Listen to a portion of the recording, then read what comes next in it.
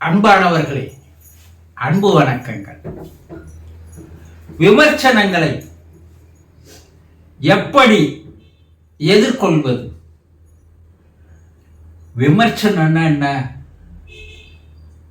நம்மை பற்றி தரைக்குறைவாக பேசுவது, நம்மீது பழி போடுவது, நம்மை கேலிப்படுத்துவது, நம்மை அவமானப்படுத்துவது, நம்மை அசிங்கப்படுத்துவது, நம்முடைய குணநலன்களை குறைபடுத்தி கூறுவது, இதெல்லாம் விமர்சனமாக எடுத்துக்கொள்ளலாம். விமர்சனங்கள் யார் செய்வார்கள்? நம்முடைய நண்பர்களும் உறவினர்களும் இந்த வட்டத்திற்குள் இருப்பவர்கள் தான் நம்மை பற்றி குறை கூறுவார்கள், நம்மை பற்றி தவறாக பேசுவார்கள், நம்மை பற்றி அவதூறு பரப்புவார்கள். அந்த வட்டத்திற்குள் இருப்பவர்கள் தான், இல்லையா? ஆனா இது ஒரு காலம். இப்ப என்னன்னா, நமக்கு யாருன்னே தெரியாதவன்லாம் நம்மளை இப்ப விமர்சனம் பண்றான். அவன் யாருன்னு நமக்கு தெரியாது, அவன் எங்க இருக்கிறான்னு நமக்கு தெரியாது. நம்ம ஒரு பிரபலமானவர்களாக இருந்தால் நம்மை பற்றி கண்ணுக்கு தெரியாதவனெல்லாம் விமர்சனம் பண்ணுகின்ற நிலைமை இன்று வந்திருக்கிறது, இல்லையா? அரசியல்வாதி அவரை எதிர்கட்சிகள் விமர்சனம் செய்வது அது சரியான வழி என்று சொல்லலாம். ஆனா அந்த விமர்சனங்கள் கூட தரங்கெட்ட நிலையில் இன்றைய விமர்சனங்கள் இருக்கிறது. இந்த விமர்சனங்களை கண்டு ஒரு சிலர் பயந்து போகிறார்கள். என்ன, நம்மளை இப்படியெல்லாம் பேசுறாங்களே, நம்மளை இப்படியெல்லாம் அசிங்கப்படுத்துறாங்களே, நம்மளை இப்படியெல்லாம் அவமானப்படுத்துறாங்களே, நம்ம கேரக்டரையே அசிங்கம் பண்றாங்க என்று நினைத்து கொண்டு பயந்து தனக்குள்ளேயே ஒடுங்கி போகிறவர்கள் இருக்கிறார்கள். ஆனா விமர்சனங்களை கண்டு பயந்து போனாலோ ஒதுங்கி போனாலோ அல்லது நாம் அதனால் முன்னேற முடியாமல் ஒரு தடங்களாக இருந்தாலோ உங்களால் வாழ்க்கையில் வெற்றி பெறவே முடியாது. ஒரு கல் பல ஆயிரம் உளி அடிகளை வாங்கிய பிற்பாடுதான் பல பேர் வணங்குகின்ற ஒரு சிலையாக்க மாறுகிறது. அதுபோல பல ஆயிரம் விமர்சனங்களை நாம் தாக்கு பிடித்தால்தான் நம்மாலையும் ஒரு புத்திசாலியாக, ஒரு பிரபலமானவர்களாக மாற முடியும். அப்படி மாறணும்னு தேவையில்லை, நமக்குள் இருக்கின்ற திறமைகளை நாம் வெளிக்கொண்டு வர முடியும், சாதிக்க முடியும், வெற்றி பெற முடியும். இப்ப அதுக்கு நம்ம என்ன செய்யணும்? விமர்சனங்களை எப்படி எதிர்கொள்வது? ஒருத்தர் நம்மளை பத்தி விமர்சனம் பண்றாரு, உடனே நாம் அவசரப்பட்டு அவர் மீது நாம் எதிர்கணைகளை வீசக்கூடாது. இதுதான் முதல். யார் எப்படியாவது விமர்சனம் செய்து கொள்ளட்டும், அதை பற்றி எனக்கு கவலை இல்லை.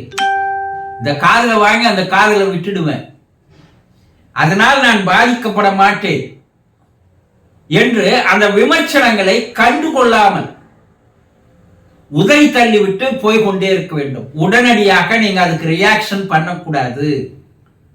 அப்படியே ரியாக்ஷன் பண்றதுனால என்ன ஆகுதுன்னா, நமக்குள்ளதான் கோபம், எரிச்சல், வெறுப்பு, பகை உணர்வு, விரோத மனப்பான்மை போன்றவையெல்லாம் நமக்குள் வர ஆரம்பிக்கிறது. இப்ப விமர்சனம் பண்ணவர் விமர்சனம் பண்ணிட்டு போயிட்டார்.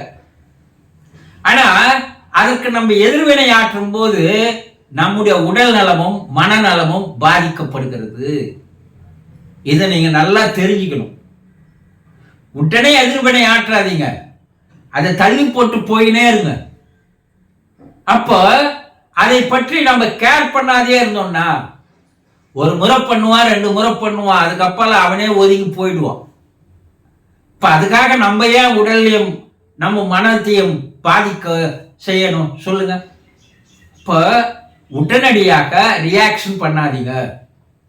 2, திறந்த மனத்தோடு ஏற்றுக்கொள்ளுங்கள். அப்படியா, சந்தோஷம், ரைட், நீ சொல்றது ரைட் தான் என்று அதை ஒரு நகைச்சுவையாக எடுத்துக்கொண்டு உங்க பாட்டுக்கு போங்க. இல்லைன்னா அவங்க சொல்ற விமர்சனம் உண்மையிலேயே நம்மிடம் அந்த குறை இருக்கிறதா, நாம் எப்படி அந்த குறையை நிவர்த்தி செய்வதுன்னா, நண்பர்கள்கிட்ட உறவினர்களுக்கு கேளுங்க, இது போல எனக்கு ஒரு விமர்சனம் வந்திருக்குது, இது உண்மையா இருக்குமா, நான் அது போலதான் இருக்கிறான் கேட்டா அவர்கள் எடுத்து சொல்லுவார்கள் அது உண்மை இல்லைன்னு. அப்ப நம்மை மாற்றிக்கொள்வதற்கு ஒரு வாய்ப்பாக அமைகிறது. நல்ல விமர்சனங்கள் தருபவர்கள் இருக்கிறார்கள், அது ஒரு 10% இருக்கிறாங்க. அதனால அவர்கள் ஒதுக்கி தள்ள தேவையில்லை. அவர்கள் நம்மை செதுக்குகிறார்கள், நம்மை மாற்றி அமைக்கிறார்கள், நம்மை புதுமைப்படுத்துகிறார்கள் என்பதை நாம் திறந்த மனத்தோடு என்ன பண்ணிக்கணும், ஏற்றுக்கணும். அப்போ நல்ல விமர்சனங்களை நாம் ஏற்றுக்கொள்வதில் எந்த விதமான பாதிப்பும் இல்லை. நாம் மேலும் மேலும் வளர்வதற்கு, நம்முடைய மன வலிமை, மன உறுதி பெறுவதற்கு அது காரணமாக அமைகிறது. சரி, அப்ப அடுத்தது பார்த்தோம்னா, யார் எந்த குறை கூறுவதே இந்த உலகில் குறை கூறுகின்ற காலமாக மாறிடுது. நீங்க நல்லதே செய்தாலும் குறை கூறுவான், நீங்க எதையே செய்யாத இருந்தாலும் குறை கூறுவான். வாழ்ந்தாலும் ஏசும், தாழ்ந்தாலும் ஏசும், வையகம் இதுதானடா, எப்போ சொல்லிட்டாங்க. அப்ப நீங்க யாரை பத்தியும் கவலைப்படக்கூடாது. கடிவாளம் கட்டின குதிரை மாதிரி உங்களுடைய செயலில், உங்களுடைய பணியில், உங்களுடைய சேவையில் நீங்க பாட்டுக்கு போயினே இருங்க. அப்ப விமர்சனங்கள் உங்களை எதையும் செய்யாது.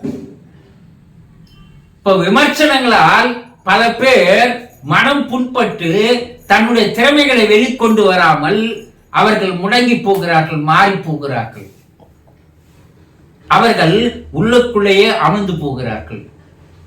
நல்ல திறமை இருக்குது, நல்ல டேலண்ட் இருக்குது, நல்ல அறிவு இருக்குது, நல்ல நாலேஜ் இருக்குது. ஆனா யாரோ ஒருத்தர் சொல்றான்றதுனால இப்படியெல்லாம் பேசுறாங்க, நான் பேசிதான் ஆகணுமா, நான் செயல்பட்டு தான் ஆகணுமா என்ன நீங்க நினைச்சீங்கன்னா உங்களை நீங்களே தரம் தாழ்த்தி கொள்கிறீர்கள். ஆக விமர்சனங்களை கண்டு தோண்டு போவார்கள், ஒதுங்கி போவாதீர்கள், ஓடி ஒளியாதீர்கள். நேருக்கு நேராக சந்திக்க ஆரம்பித்து விடுங்கள், நீங்கள் வெற்றி பெறுவீர்கள். சந்தோஷம்.